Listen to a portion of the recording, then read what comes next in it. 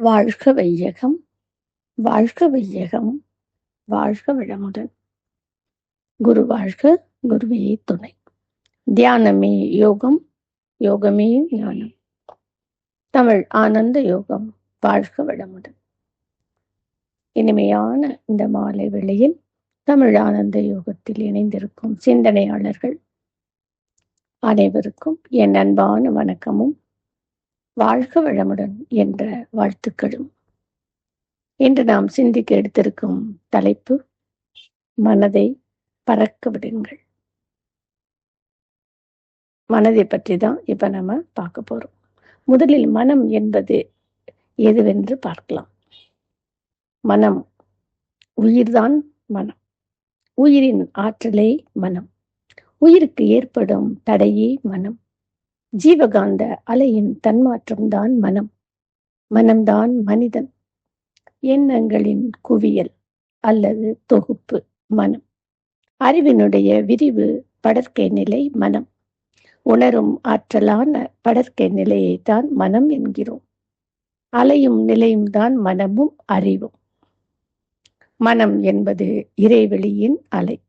இப்படியாக பல்வேறு விளக்கங்களை மகரிஷி அவர்கள் கொடுத்திருக்கிறாங்க மனதிற்கு.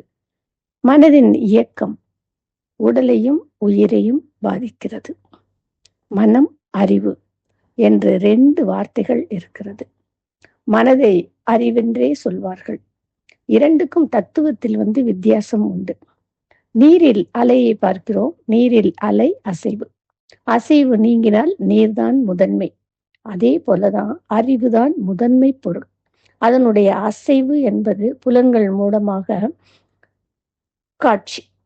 காட்சியினால் வரும் இன்ப துன்பங்கள் இவைகள் எல்லாம் மனம் எனப்படுகிறது. இவை எல்லாவற்றையும் அறிய புத்தக படிப்பு உதவாது. மனம்தான் மனிதன். நாமே மனமாக இருக்கிறோம். நமக்குள்ளாக நாமாக இருக்கிறோம். மனதினால் ஆகாத காரியம் எதுவும் இல்லை. அதை தெரிந்து கொண்டால் மனதை வன்மையுடையதாக, திறன் உடையதாக, வலு உடையதாக வைத்துக் கொள்வது நம்மிடம்தான் இருக்கிறது. இதுவரை நாம் பிறந்தது முதல் நாம் பெற்ற அனுபவங்கள் இன்று மனம் இருக்கும் நிலை. சரி, இப்போ உணர்வுகள் எப்படி தோன்றுகிறது அப்படின்றத பார்ப்போம். பொதுவாக சென்சிங், ஃபுல்ஃபில்லிங் என்பது உணர்வுகள். எனர்ஜி பார்ட்டிகிள்ஸ் என்று சொல்லக்கூடிய இந்த பிரபஞ்ச சக்தி உடலுக்குள்ளாக கோடிக்கணக்கான உயிர் துகள்களின் தொகுப்பு தான் இந்த சரீரம். சூக்கும சரீரம், அதாவது ஆஸ்ட்ரல் பாடி என்கிறோம். ஒவ்வொரு உயிர் துகளும் தன்னைத்தானே சுற்றி கொண்டிருப்பதால் அதிலிருந்து ஒரு அலை வீசிக்கொண்டே இருக்கிறது. அந்த அலைதான் காந்த ஆற்றலாக மாறுகிறது. அதையே ஜீவகாந்த அலை என்கிறோம். உயிரிலிருந்து எந்த பொருள் வந்தாலும் அதை பயோ அப்படின்னு சொல்றோம். தமிழில் ஜீவ அப்படின்னு சொல்றோம். அந்த காந்த ஆற்றல் உயிர் சக்தியிலிருந்து வருவதால பயோ மேக்னட்டிசம் என்கிறோம். உயிர் என்பது இருக்கிறது என்று சொன்னால் இட் இஸ் எ பயோமேக்னட்டிக்கல் ஃபீல்டு. இது இருந்தால்தான் உயிருள்ள ஜீவன். அது அது சார்ஜ், ஸ்டாக், கன்வர்ஷன் என்ற 3க்கும் உட்பட்டு இந்த பேரியக்க மண்டலம் உள்ள காந்த ஆற்றல் உள்ளதே அந்த யூனிவர்சல் மேக்னெட்டிக் ஃபோர்ஸ்லேருந்து துண்டுபட்டு தனியாக சுவிட்ச் போர்டு வச்சுக்கிது. அதுதான் ஜீவன். இந்த உடம்பில் உற்பத்தி ஆகக்கூடிய ஜீவகாந்த சக்தி அவ்வப்போது அழுத்தம், ஒலி, ஒளி, சுவை, மனம் ஆக மாறி செலவாகிக் கொண்டே இருக்கும். அப்படி செலவாகிக் கொண்டே இருக்கக்கூடிய அளவு அதன் அதிர்வுகள் ஒவ்வொரு உறுப்புகளிலும் சேர்ந்து முழுமையாக உணர்வு என்பதாகிறது.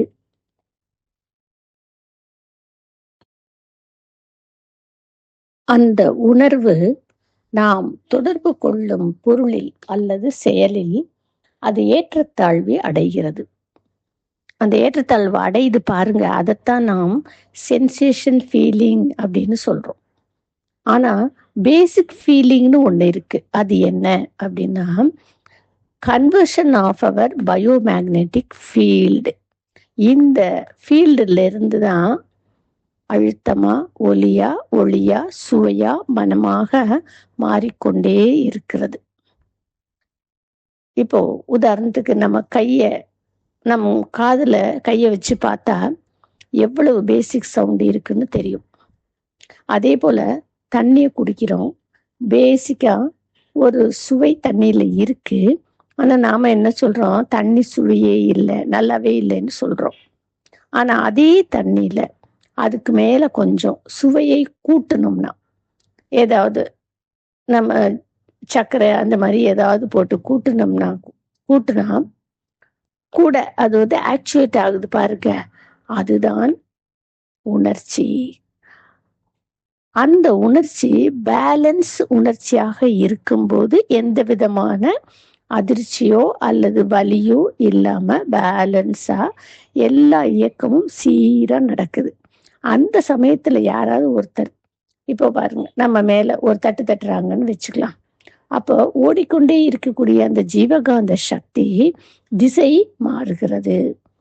அந்த திசை மாறுறது எந்த அளவுல என்பதை, அழுத்தத்தை, அந்த ப்ரெஷரை வச்சு நாம தெரிஞ்சுக்கலாம். அதே போல சத்தம் கேட்குறோம், அந்த சத்தத்துக்கு ஏற்ற ரெசோனன்ஸ் நம்ம பாடியிலிருந்து எழுச்சி பெற்று கன்வர்ஷனா உயர்கிறது. இப்படி ஊக்குவிக்கப்படும் செயல்கள் எல்லாம் உணர்ச்சிகள் என்று சொல்கிறோம். அப்படி உணர்ச்சிகள்ல பொலாரிட்டி கெடாத அளவுக்கு இருந்துச்சுன்னா அது அந்த டிரான்ஸ்ஃபர்மேஷன் நமக்கு வந்து இன்பமாகவும் அமைதியாகவும் இருக்கும். எங்கேயாச்சும் கொஞ்சம் அந்த பொலாரிட்டி கெட்டு போச்சுன்னா, தேக்கம் அடைஞ்சிச்சுன்னா, அங்கே ஷார்ட் சர்க்யூட் வந்துச்சுன்னா அங்கே வந்து நமக்கு பெயின், வலி. அதுக்கு மேல இடத்துல அந்த அந்த வலி இருக்கு இல்லையா, அது வந்து அதுக்கு மேலாக இடத்துல அகர்ந்தும் காலத்தால் அந்த வலி நீடிச்சும் இருந்துச்சுன்னு சொன்னா அதை வந்து நம்ம வந்து நோய் அல்லது வியாதி அப்படின்னு சொல்றோம். அப்போ வியாதி என்பது நம்ம ஜீவகாந்த சக்தியை செலவாக்கி கொண்டிருக்கக்கூடிய, எக்ஸாஸ்ட் பண்ணிட்டே இருக்கும். அதனால எந்த அளவுல செலவாகுதோ அதுக்கு ஏத்தவாறு நோய் அப்படிங்கிறது 1 மணி நேரமோ, 1 நாளோ, 1 வாரமோ, 1 மாதமோ அல்லது 1 வருஷத்துலயோ கூட உடல்ல உள்ள ஜீவகாந்தம் குறைந்து கொண்டே வந்து இனி இந்த உடலை நிர்வகிக்க முடியாது அப்படின்ற ஒரு நிலை வரும்போது நமக்கு என்ன மரணம் உண்டாகும். இப்ப ஜீவகாந்த சக்தி இருக்கும் வரை உயிர், வற்றி போனால் டெத். ஜீவகாந்த சக்தி ஷார்ட் சர்க்யூட் ஆனால் வலி. இதை பேசிக்கா நம்ம வந்து வச்சுக்கணும். அப்படி நமக்கு ஒரு வலி அல்லது ஒரு உணர்வு ஏற்படுதுன்னு வச்சுக்கலாம். உதாரணமா இயற்கை துன்பமான பசி கூட ஒரு உணர்வு தான், ஒரு அல்லது பெயின் தான். என்ன அந்த இடத்துல வந்து ஹைட்ரோகுளோரிக் ஆசிட் வந்து உற்பத்தி ஆகிட்டே இருக்கு. உணவை வந்து ஜீரணிப்பதற்காக அது வந்து செயல்பட்டு கொண்டே இருக்கு. அப்ப அங்க வந்து பொலாரிட்டி கெட்டு போகுது. முதல்ல பசி அப்படின்ற உணர்ச்சி, அப்ப அங்க வந்து உணவு இருந்தாதான் பேலன்ஸ் பண்ணும். இல்லைன்னா அங்க உணவு இல்லைன்னு சொன்னா அந்த ஹைட்ரோகுளோரிக் ஆசிட் என்ன பண்ணும்னு சொன்னா இரைப்பையின் சுவற்றை வந்து அரிக்க ஆரம்பிச்சிடும். அரிச்சு உடல்லையும் மனதிலையும் அது வந்து அந்த அரிக்கிறது அப்படிங்கிறது வந்து உடல்லையும் மனதிலையும் ஒரு துன்ப உணர்வாக ஏற்படும். அதாவது தேவையினாலேயோ அல்லது ஏதோ ஒரு காரணத்தினாலேயோ துன்பம் வருதுன்னு வச்சுக்கோங்க. அந்த துன்ப உணர்வு தான் அறிவு என்ற பொருளுக்கு முதல் படர்க்கை நிலையாக, அதாவது extended activities of our knowledge, அறிவு என்ற நிலையிலிருந்து முதல் முறை முதல்ல படர்க்கை நிலையாக மனமாக வருகிறது. முதல் உணர்வு ஏற்படுகிறது. ஃபீலிங் உணர்வு ஏற்பட்ட உடனேயே நாம் சரி செய்ய முயற்சி செய்யணும். இப்போ ஒரு வலி வருதுன்னு சொன்னா அதை போக்குவதற்கு நாம முயற்சி செய்யணும். அதுக்கு ஒரு செயலோ ஒரு பொருளோ அல்லது ஒரு ஆளோட உதவியோ அல்லது அந்த சூழ்நிலையின் மாற்றமோ தேவைப்படுகிறது நமக்கு. அது அந்த தேவை அப்படிங்கிறத நீட் அப்படின்னு சொல்றோம். மூளை செல்களின் மூலம் முயற்சியோடு அந்த செயல் ஆக்ஷன் நம்ம அதை செயல் பண்றோம். அதுக்கு ஒரு விளைவு, அதை நாம என்ன செய்யறோம், அனுபவிக்கிறோம். அந்த அனுபவிச்சதை எக்ஸ்பீரியன்ஸ் பண்ணி பார்க்குறோம். அப்புறம் அதை ரிசர்ச் பண்றோம். அதுல இருந்து மீண்டும் அதே தேவை வரும்போது நமக்கு ரியலைசேஷன், அப்புறம் அது கன்ஃபர்மேஷன். அது கன்ஃபர்மேஷன் பண்ணிக்கிறோம். ஒவ்வொரு ஆளோடையும் ஒவ்வொரு செயலுக்கும் ஒரு முடிவு வரும் நமக்கு. அந்த முடிவை வச்சுதான் நம்ம வாழணும். இத்தகைய அனுபவம் எல்லாம் சேர்ந்ததுதான் மனம். மனதின் படிநிலைகள் 10 என்று வரிசைப்படுத்தி மகரிஷி அவர்கள் இதை விளக்கியிருக்காங்க. இந்த 10 படிநிலைகளையும் நாம ஒரு ஃபிராக்ஷன் ஆஃப் செகண்ட்ல செஞ்சு முடிச்சுறதுனால நாம அதை தனித்தனியான அந்த நிலைகளை உணர முடிவதில்லை. நிதானமா, ரொம்ப நிதானமா நம்ம யோசிச்சு பார்த்தோம்னா இந்த 10 ஸ்டேஜையும் நாம கிராஸ் பண்ணி தான் முடிவு எடுக்கிறோம் அப்படின்றதுதான் உண்மை. இதுதான் மனம் என்று தெளிவாக நாம புரிஞ்சிட்டோம். அதாவது 10 படிநிலைகள்ல முதல்ல உணர்ச்சி, அதாவது பசிக்குது அல்லது வலிக்குது அப்படின்னு ஏதோ ஒரு எண்ணம் முதல்ல பதிவாயிடுச்சு. அப்புறம் தேவையை நினைக்குது, அது ஒரு எண்ணம். அடுத்து முயற்சியோட ஒரு செயல் செய்யும் போது அது ஒரு எண்ணம். இப்படி ஒவ்வொன்றா நினைக்குது. இந்த நினைப்பு எல்லாம் அந்த நினைப்பு பூராமும் மூளையில எண்ணங்களாக பதிவாகிறது. மொத்தமும் சேர்ந்ததுதான் மனம். இந்த ஒவ்வொரு எண்ணமும் அதுல சேரும்போது அதுதான் அந்த மொத்த குவியல் தான், எண்ணங்களின் குவியல் தான் மனமாக இருக்கிறது. இந்த மனதின் மூலமாக ஜீவகாந்த அலையை ஒட்டி படிப்படியா புறத்தே உள்ளதை உணர்கிறது. இந்த மனம் நாம் என்ன செஞ்சாலும் அடித்தளமாக உள்ள கான்சியஸ்னஸ், அதாவது இந்த ஜெனடிக் சென்டர் இருக்கு இல்லையா, அதுல பதிவாகுது. மூளை உணர்ந்து அந்த அதுவும் அந்த பதிவை ஈர்ப்பு வைத்து கொள்கிறது. இந்த கான்சியஸ்னஸ் அப்படின்றது ஒன்றும் இல்லை, இறைநிலையே தான். அதாவது யூனிவைடு ஃபோர்ஸ் எல்லாம் வல்ல மகா சக்தி. அதுவே தான் இருப்பு ஆற்றலாக 3 தன்மைகளாக இருக்கிறது. ஒன்று இருப்பு ஸ்டாட்டிக், 2 வேகம் ஃபோர்ஸ், 3 அறிவு கான்சியஸ்னஸ். அதாவது தெய்வத்தன்மை எந்த இயக்கத்திலையும் எந்த பொருளையும் இந்த 3ம் இல்லாத இருக்க முடியாது. ஜெனிசிக்ஸ் சென்டர்ல அந்த கருமையத்துல அமைந்திருப்பது ரெசொனன்ஸ் அப்படின்னு சொல்லுவாங்க. யூனிஃபைடு ஃபோர்ஸ் இல்லாத இருக்க முடியாது. அதாவது எந்த அலைக்கும் எந்த ஒரு அலைக்கு 5 வகையான ஒரு இயக்கம் உண்டு.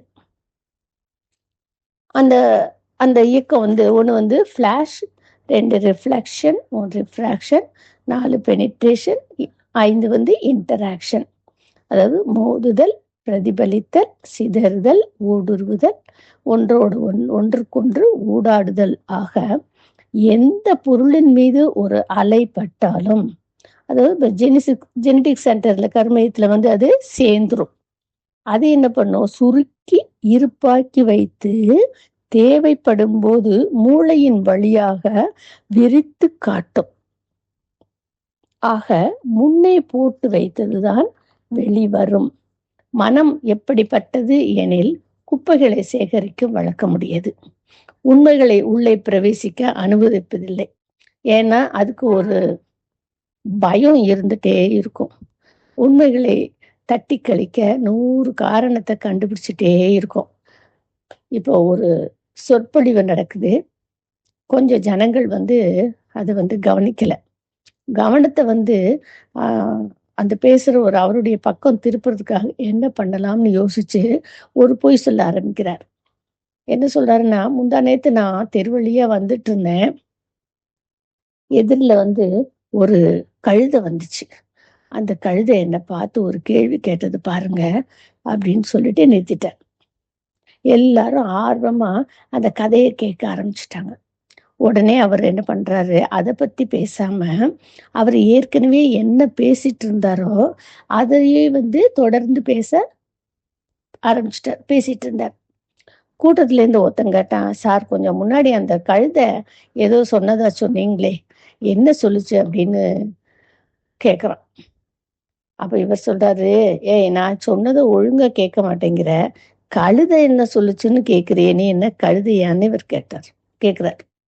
அதாவது தேவையானதை விட்டுவிட்டு தேவையில்லாததை வரவு வைக்கவே மனம் விரும்பும். தேவையானதை மனம் வந்து ஏற்காது. அது தேவையில்லாததுதான் அது வந்து சேர்த்து வைக்கிறதுக்கும் பார்க்கும். எல்லா நேரங்களையும் மனசு வந்து நமக்கு வந்து சப்போர்ட் பண்ணாது. அதுதான் உண்மை. இன்னொரு உதாரணமா பாத்தீங்கன்னா, ஒரு சின்ன கதை. ஒரு ஏழை பிச்சைக்காரன் அந்த அவன் இருக்கான் தெரு ஓரமா. தேர்ல வந்து அந்த மகாராஜா வந்து அந்த வழியா போயிட்டு இருக்காரு. போகும்போது அவர் பார்க்குறாரு, அந்த ஏழை பிச்சைக்காரனை அந்த மகாராஜா பார்க்குறாரு. உடனே வந்து ஏழை பிச்சைக்காரன் உடனே அந்த பிச்சைக்காரனால ஏழை தானே அப்படின்னு சொல்லிட்டு கேட்கக்கூடாது.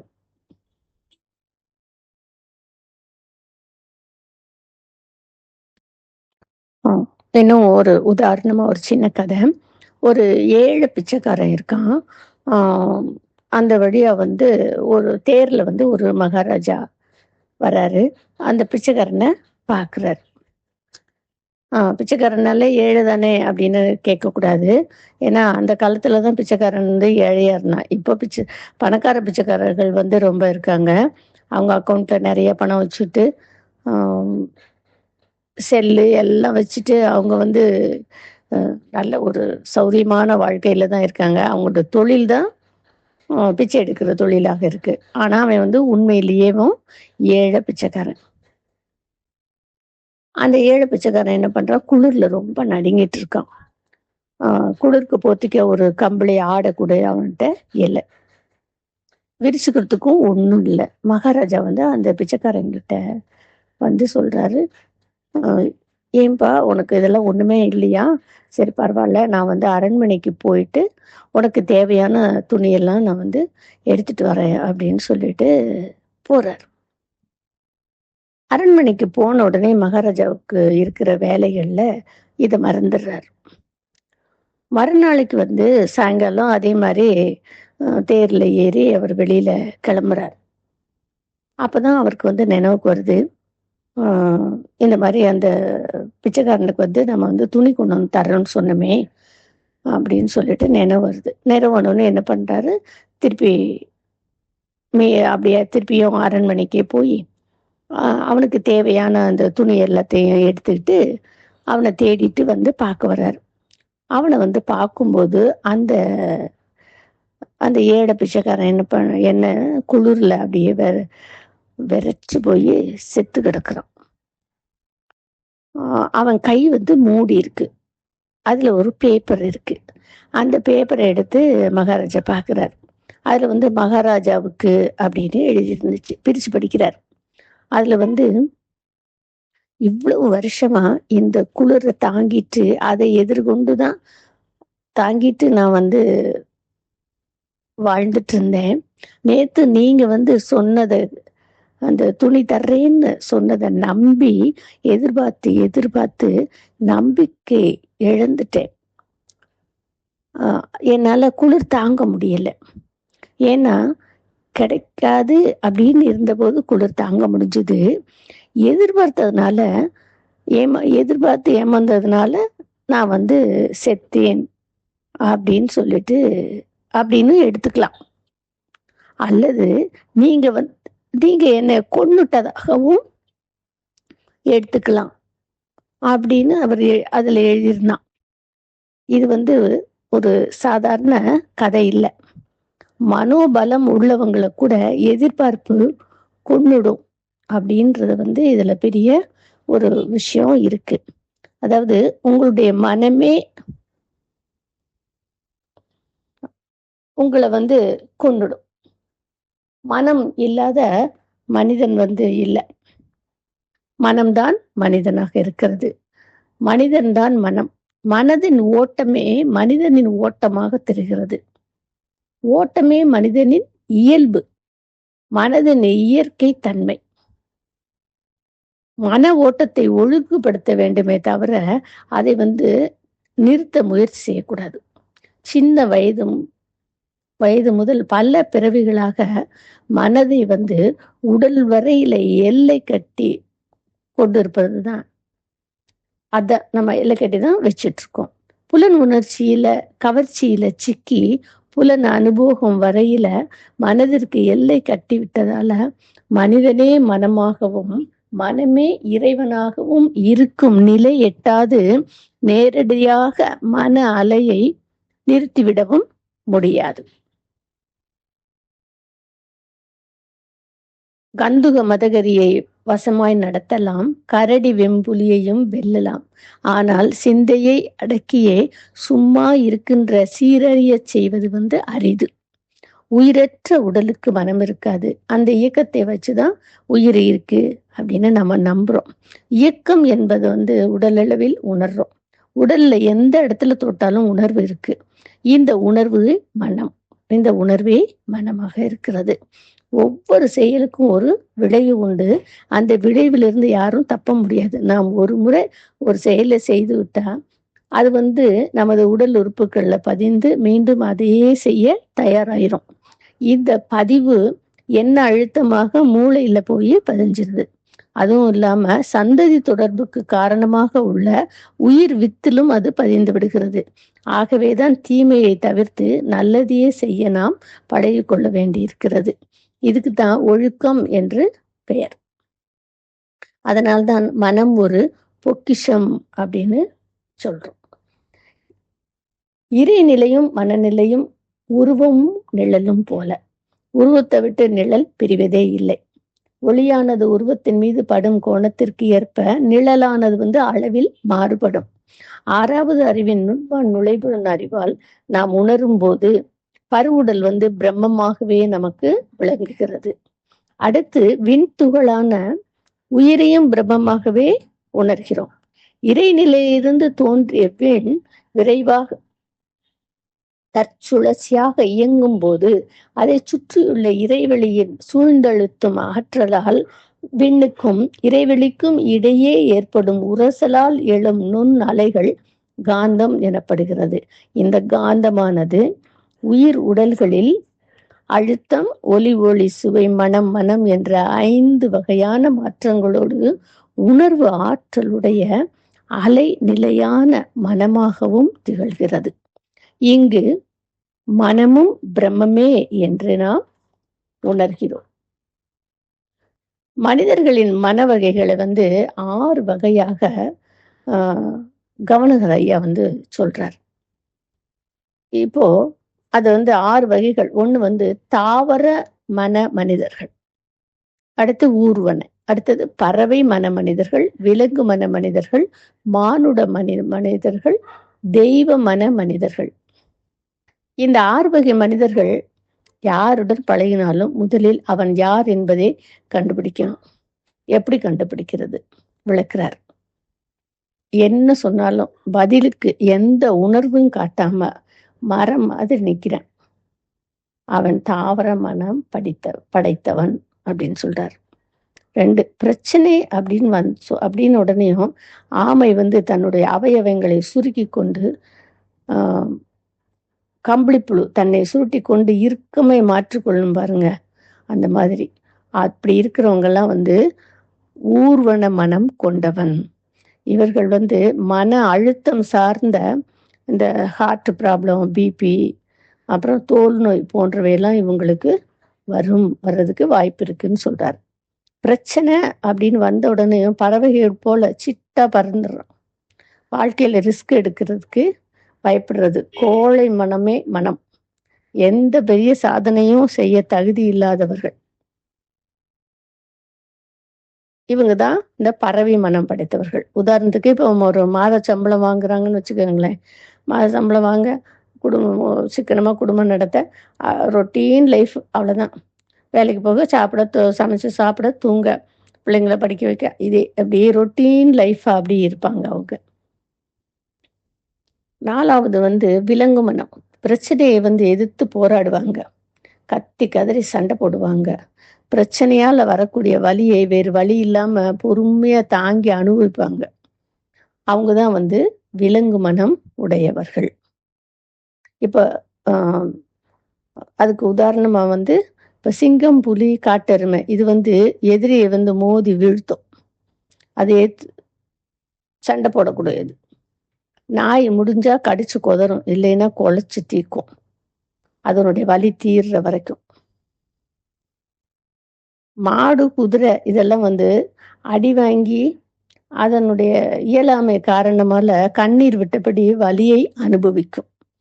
இவங்க இதெல்லாம் வந்து விலங்கு மனம் கொண்டவர்கள். உலகில் ரொம்ப மிக மிக அதிகம் சண்டையில் ஜெயிப்பவர்கள், வாதத்தில் ஜெயிப்பவர்கள், வாழ்க்கையில் தோற்று போவார்கள் அப்படின்னு சொல்றாரு. வாதம் செய்வர் வந்து யாரா இருந்தாலும் முழுமையடையாதவர்கள், உள்ளே பலவீனமா இருப்பாங்களாம். அறிவு குறைவும் பக்குவ குறைவும் உள்ளவர்கள் தொடர்ந்து எதிர்வாதம் செய்வது வீண் முயற்சி. ஆத்திரம் தீர்வு வரைக்கும் குறைச்சிட்டு அதுவாகவே வாழை ஆட்டிட்டு நம் காலை வந்து நக்கும். அதுவரை அமைதியாக வேடிக்கை பார்ப்பதுதான் உத்தமம். எந்த பிரச்சனையும் ஆக்கப்பூர்வமாக அணுகி நடைமுறை இன்பத்தை பாதிக்காத வண்ணம் வாழ்க்கையை தக்க வைத்துக் கொள்பவர்களை மானுட மனம் அப்படின்னு சொல்றாரு. அன்போடு அஞ்சாமல் எந்த பிரச்சனையும் எதிர்கொள்ளும் துணிச்சலும் மானுட மனத்தின் சிறப்பு. எனக்கு வாழ்க்கை முக்கியம் இல்லை, என் பிடிவாதம் தான் முக்கியம் அப்படின்னு ஆண் பெண் யாரா இருந்தாலும் சரி, சுற்றமோ நட்போ வணிக கூட்டாளியோ, அவங்கெல்லாம் வந்து வாழ்க்கைக்கு உதவ மாட்டார்கள் என்பது தெளிவா சொல்றாரு. முட்டாள்களுடன் போராடி நம் சக்தியை காலத்தை வீண் செய்யக்கூடாது. அடுத்ததாக தெய்வ மனம். இன்னும்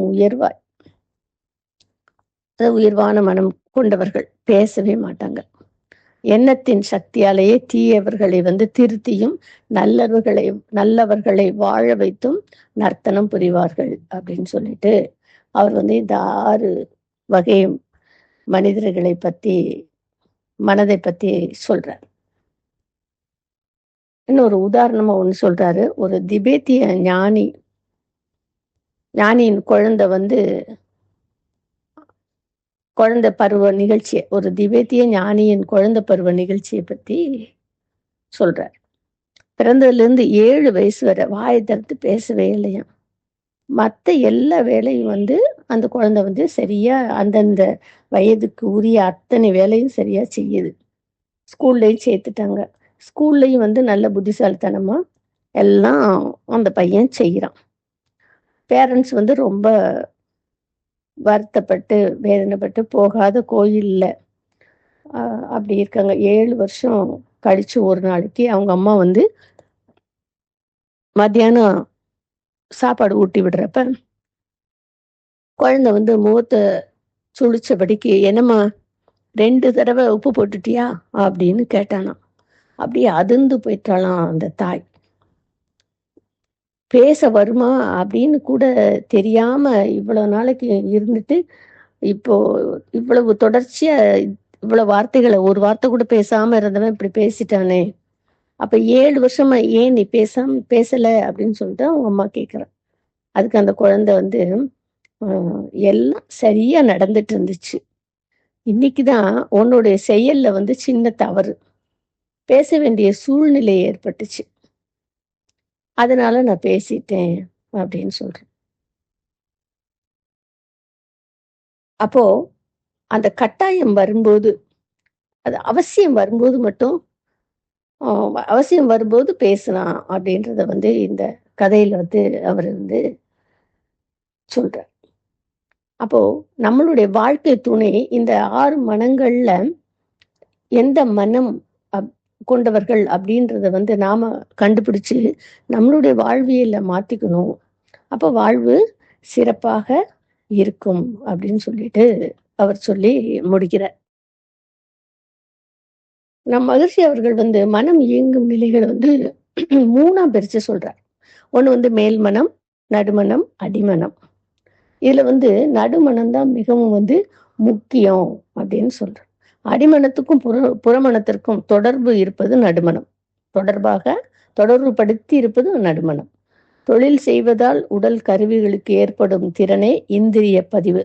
இந்த பதிவுகளை ஒட்டிய மன இயக்கம் வந்து மேல்மனம், அதாவது புறமனம், கான்சியஸ் மைண்ட். இப்போ தொழிலோ ஒரு செயலோ செய்வதால் ஏற்பட்ட அறிவின் அனுபவம் மூளையில் பதிவாகுது. இது வந்து நடுமனம், சப்கான்சியஸ் மைண்ட். இப்ப இவைகள் அனைத்தும் சூக்குமமாக வந்து அணுத்திரல்ல பதிவாகி வருகிறது.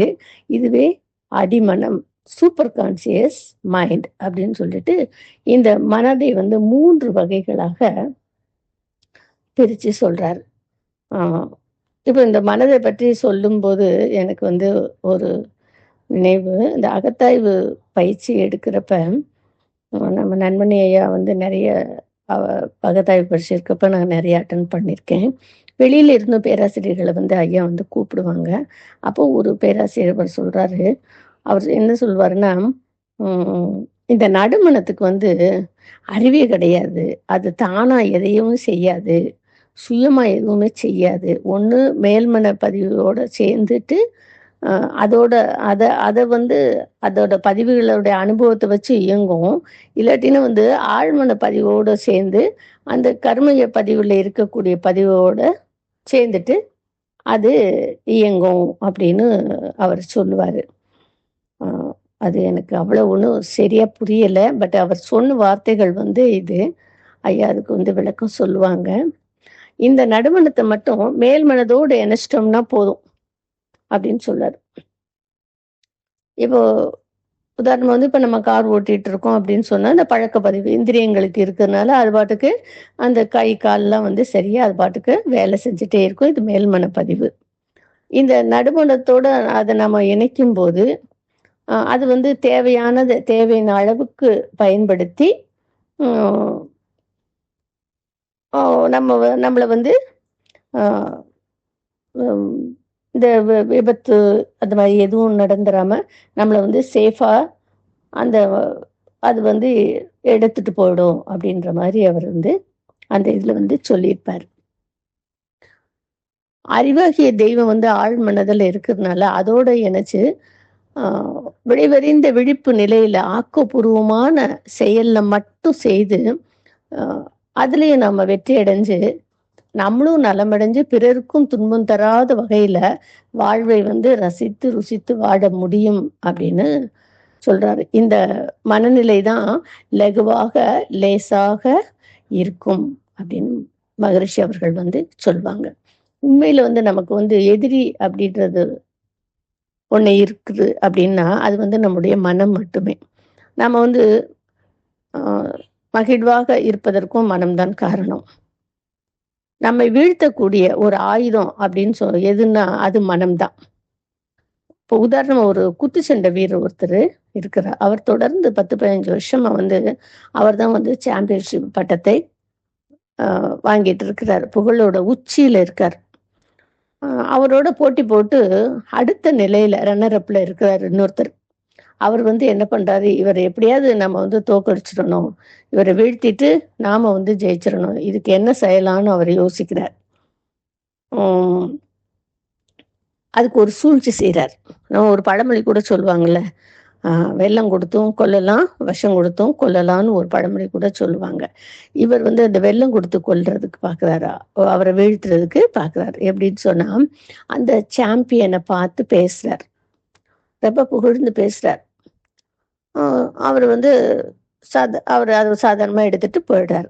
அடுத்த ஒரு சந்திப்புல வந்து சொல்றாரு, உங்களுக்கு யாருனாலையும் உங்களை ஜெயிக்க முடியாது, உங்களுடைய பலம் என்ன, திறமை என்ன, அப்படியெல்லாம் சொல்லி அவரை வந்து, அதாவது நான் போன வாட்டி சந்திச்சப்ப இருந்த ஒரு அப்படின்னு அவரை புகழ்ந்து சொல்லிட்டு, இருந்தாலும் நான் போன தடவை உங்களை சந்திச்சப்ப இருந்த ஒரு மலர்ச்சியும் ஒரு துள்ளல் அதெல்லாம் இப்போ இல்லையே, கொஞ்சம் குறைவா தான் இருக்கு. என்னன்னு பாருங்க, என்னன்னு கவனிச்சு பாருங்க அப்படின்னு சொல்றாரு. அப்படின்னு ஒரு இதை விட்டு கொளுத்திட்டு போறார். அவரோட புகழ்ச்சியில மயங்கின அவர் வந்து அவர் சொன்னது போல ஏதாவது நம்மகிட்ட குறைபாடு இருக்கோ அப்படின்னு யோசிக்கிறார். அடுத்து திருப்பியும் ஒரு 2 நாள் கழிச்சு அவரை சந்திச்சு, ஐயா நான் போன தடவை பார்த்ததை விட இப்ப இன்னும் நீங்க டல்லா இருக்கீங்க, உடம்புக்கு இது சரியில்லையா, அல்லது மனதுல ஏதாவது குழப்பமா, உடம்புக்கு சரியில்லைன்னு சொன்னா என்னன்னு அதை உடம்பு நல்லா கவனிச்சு பாருங்க அப்படின்னு சொல்லிட்டு இன்னும் கொஞ்சம் எண்ணெயை ஊத்திட்டு போறார். இவருக்கு உண்மையிலேயே தான் வந்து டல்லா சோர்வா இருக்கிற மாதிரி ஒரு ஃபீல் வந்துச்சு. இப்படியே வந்து அவர் அடிக்கடி சந்திச்சு இந்த மாதிரி அவரை வந்து அதாவது இது பண்ற மாதிரியே அவர் சொல்றார். அவர் அவர் வந்து தன்னை பத்தி அவரே வந்து சோர்வா ஃபீல் பண்ற மாதிரியே அவர் வந்து சொல்றார். அடுத்து சந்திக்கும் போது சொல்றாரு, இந்த நிலை நீடிச்சுக்கிட்டு போச்சுன்னா நீங்க இந்த வாட்டி சாம்பியன்ஷிப்பு வாங்க முடியாது, சாம்பியன் ஆக முடியாது, இதுதான், அதனால நீங்க உங்களை வந்து நல்லா கவனிங்க அப்படின்னு அவருடைய மனதினுடைய திடத்தை, அது திடமான அந்த மனதை வந்து அப்படியே கரைச்சு அப்படியே பேசியும் அடுத்த போட்டியில வந்து அவர் தோத்து போயிட்டார். இவன் வந்து சாம்பியன் ஆயிட்டான். அப்போ அந்த மனோ திடத்தை, அந்த மன வலிமையை, அந்த உறுதியை அடைகிறதுக்கு தியானம் வந்து நமக்கு வந்து உதவியா இருக்கும். அவன் வந்து அந்த மனதை வந்து கரைக்கக்கூடிய அளவுக்குன்னா அவன் தியானம் பண்ணியிருந்தான்னா நிச்சயமா அந்த மன உறுதி இருக்கும், அது கரைக்க முடியாதுன்றத வந்து சொல்றாங்க. அதனால இந்த மன திடத்தை, இதை வந்து நம்ம மனவளக்கலையை பின்பற்றும் போது இது வந்து நமக்கு வந்து இந்த மாதிரியான ஒரு நிகழ்வு நமக்கு வந்து நடக்காது அப்படின்றது இதன் மூலமாக மனதை பற்றி நாம தெரிஞ்சுக்கலாம். இப்போ மனம் அப்படின்னு மனம் என்றால் இந்த மனசு என்ன பண்ணுதுன்னா, ஒண்ணு கிடைக்கிற வரைக்கும் மலை அளவு அது பெருசா நினைக்கும். அது கைக்கு கிடைச்ச உடனே அதுக்கு வந்து அல்பமா தெரியும் அப்படின்னு சொல்லிட்டு ரமண மகரிஷி வந்து சொல்வார். அவர் சொல்றாரு, கடல் சூழ்ந்த இந்த பறந்து விரிந்த உலகம் உனக்கு தான் அப்படின்னு சொல்றாரு. அதுக்கு அவங்க வந்து அவன் என்ன சொல்றான் அப்படின்னா, கடல் யாருக்கு அப்படின்னு நினைக்கிறது தான் இந்த மனம் அப்படின்னு சொல்றாரு. மனம் வந்து சுவையை உணர்கிறது, சுவையே மனம் இல்லை. மனம் வந்து ஒரு சுவையாகிய மனதை உணர்கிறது, சுவை அல்லது ஏதோ ஒரு உணர்வில் மட்டுமே இருக்கிறது. அதாவது ஏதோ ஒரு உணர்வில் மட்டும் இருக்கும்போது தனித்த மனம், உணர்வில் இல்லாமல் அதை சார்ந்த பொருள் அல்லது அந்த உடம்பை பார்க்கும்போதுதான் சிக்கல். தொடர்ச்சியாக அதை சார்ந்த எண்ணங்கள் வந்து கொண்டே இருக்கு. தன்னை மாற்றிக்கொண்ட உணர்வு தனித்த உணர்வாகிறது. தன்மாற்ற உணர்விலிருந்து தன் மனதை உணர்வதற்கு அந்த 6வது அறிவை பெற்ற பின் தான் இறை உணர்வை உணர முடியும். அதாவது தன்மாற்ற உணர்விலிருந்து தன் மனதை உணர்வதற்கு 6வது அறிவை பெற்ற பின் தான் இறை உணர்வை உணர முடியும். 5ஐயும் கடந்து 6வது அறிவாக தனித்த மனமாக இருப்பவனே மனிதன். 5ஐயும் தேவையான அளவுக்கு அனுபவித்து 6வதில் இருப்பவனே மனிதன். விலங்கு வந்து இந்த 5 உணர்வுகளிலேயே தோய்ந்து இருக்கக்கூடியது. தன்னை குறுக்கி தனுவாக்கி தனுவின் உணர்வை ஜெகமாக்கி தன்னை கண்டே தான் மயங்கும் தடுமாற்றம் தான் ஜெகமாயம் அப்படின்னு ரமணர் வந்து ஒரு செய்யுள்ல சொல்லியிருக்காரு. அது பஞ்சபூதங்களின் கூட்டாக இருக்கும் இந்த உடம்பு என்ற கூட்டுக்குள்ள இருக்கும்போதுதான் காந்தம் வந்து உணர்வுக்கு வரும். ஜடப்பொருள் உயிர் ரெண்டுக்குமே அறிவு இருக்கு. ஜடப்பொருளுக்கு உணர்வு இல்லை. உயிருக்கு வந்து உணர்வு இருக்கு. 5 அறிவு வரை தன்மாற்றத்திற்குள் மயங்குறது இல்லை. 6வது அறிவு படைத்த மனிதன் மட்டுமே மாறிக்கொண்டே இருக்கக்கூடிய இன்பம் துன்பம் என்ற 2 உணர்வுகளையும் சிக்கி தவிக்கிறான். தனித்த மனம் அந்த உணர்வு வந்து மாறாமல் இருக்கிறது. உறவுகளோடையும் பொருட்களோடையும் தொடர்பு இல்லாமல் இருக்கிறப்ப வந்து ஆனந்தம், மாறாத குறைவில்லாத அழிவில்லாத ஆனந்தம். ஒரு பண்ணையார் வந்து ஒரு துறவியை பார்க்கறதுக்கு வராரு. சாமி, உங்களை போல ஒருத்தரை தான் நான் தேடிட்டு இருந்தேன். என்னுடைய மனதை பற்றி கேட்க வந்தேன். என்னுடைய மனம் வந்து ரொம்ப சுமையாக பாரமாக இருக்கு. மனம் என்பதுதான் என்ன, பாரத்தை எப்படி இறக்கி வைக்கிறது, ஒரு வழி சொல்லுங்க அப்படின்னு சொல்லிட்டு வந்து கேட்கிறார். அதுக்கு அந்த துறவி, ஐயா நீங்கள் எப்படி பயணித்து வந்தீர்கள் அப்படின்னு கேட்கிறார். அதுக்கு அவர் வந்து, நான் வந்து மாட்டு வண்டியில வந்தேன், இதோ இங்கதான் இருக்கு அந்த வண்டி அப்படின்னு சொல்றார். இந்த துறவி சொல்றாரு, அந்த மாடுகள் 2ஐயும் அவுக்க சொல்றார். இப்போ இதுக்கு என்ன பேரு அப்படின்னு சொல்றார். அப்புறம் இந்த வண்டி சக்கரம் 2ஐயும் அவுத்துடுங்க, இப்போ இதுக்கு பேர் என்ன சொல்ற. அப்பயும் வண்டி தான். மாட்டை அவுத்து விட்டாலும் அதுக்கு பேர் வண்டி தான். இது சக்கரத்தை 2ஐயும் அவுத்து விட்டாலும் அதுக்கு பேரும் வண்டி தான். அப்போ தனித்தனியாக சக்கரம் மாடு எல்லாத்தையும் ஒன்னா சேர்த்து வச்சா அது மாட்டு வண்டி. தனித்தனியாக இருக்கும்போது தனித்தனியா அது ஒவ்வொரு பார்ட்டும் தனித்தனியா இருக்கும்போது அதை போலதான் எண்ணம். தனித்தனியாக இருக்கும்போது எண்ணம் அதனுடைய கூட்டு அல்லது அந்த குவியல் அந்த மொத்தமா சேரும்போது அது மனம். அது போல இந்த மாட்டு வண்டி இது எல்லாம் சேர்ந்துச்சுன்னா அது வந்து மாட்டு வண்டி. தனித்தனியா இருக்கும்போது அது வந்து ஒவ்வொரு தனித்தனியா, அது மாடு, இது வண்டி, இது சக்கரம் அப்படின்றதை போல இது எண்ணங்கள், ஒரு தனித்தனியான எண்ணங்கள். இது மொத்தமா சேரும்போது மனம் அப்படின்னு சொல்லிட்டு, அந்த மனம் அப்படின்றதுல வந்து தேவையில்லாத குப்பைகளை வந்து நீங்க சேர்த்து வைக்கிறீங்க. அதுதான் வந்து உங்களுக்கு பாரமா இருக்கு. அந்த குப்பையை பூரா நீங்க வந்து எடுத்து வீசிட்டீங்கன்னா நீங்க வந்து மனம் வந்து பாரம் இல்லாம இருக்கும் அப்படின்னு அவர் வந்து சொல்றார். இப்போ இந்த புறமணம் அப்படின்றது வந்து 5 இந்திரியங்களோட இணைஞ்சு இருக்கிறதுனால புறமணத்தை வந்து புத்தி அப்படின்னு நம்ம சொல்றோம். நடுவணத்தை தாண்டி நிக்கிற போது ஆன்மீக வாழ்க்கை வந்து தொடங்குது. நம் புலன்களில் இருக்கக்கூடிய இயல்பான ஒரு காந்த சக்தி, அதுதான் புத்தி. அதை வந்து ஆளுமை செய்து கொண்டு இருப்பது எது அப்படின்னு பார்த்தோம்னா அது நாம் என்ற அந்த உணர்வு. அந்த நான் அப்படின்ற அந்த ஆணவம் இல்லை, இது அந்த உணர்வு. இந்த 2ஐயும் ஒரே செயலின் மூலமாக ஆள முடியுமா அப்படின்னா முடியும். அந்த செயல்தான் தியானம்.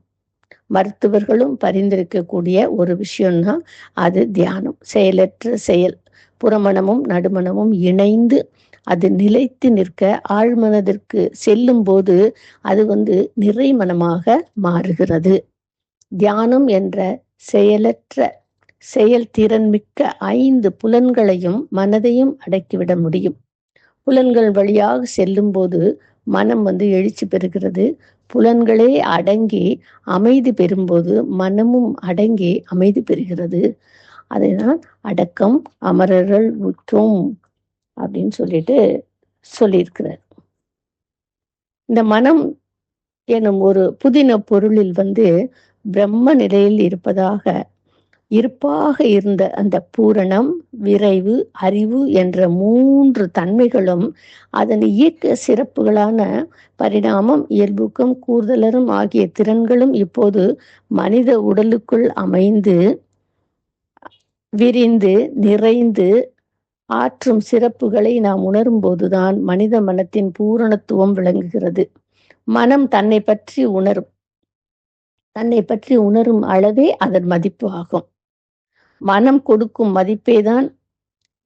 மதிப்பின் அளவேதான் பேரியக்க மண்டலம். இவ்வாறு மனம் விரிந்து முழுமை பெறும்போதுதான் தன் இருப்பு நிலையான பிரம்மத்தை இயக்க அலையான அந்த மனதையும் ஒன்றாக காண்கிறது. இப்படி மனம் விரிந்து பறந்து விரிந்த நிலையில் லகுவாக, மிகவும் லேசாக, காற்றை விட லேசாக மிதந்து பறக்க முடியும். பறந்து பாருங்கள். வாழ்க வளமுடன்.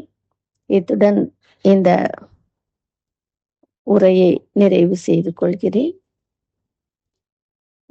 இதுவரை செவிமடுத்த அனைவருக்கும் நன்றி. வாய்ப்பு கொடுத்த தமிழானந்த யோகத்திற்கு நன்றி. வாழ்க வளமுடன். வாழ்க வளமுடன்.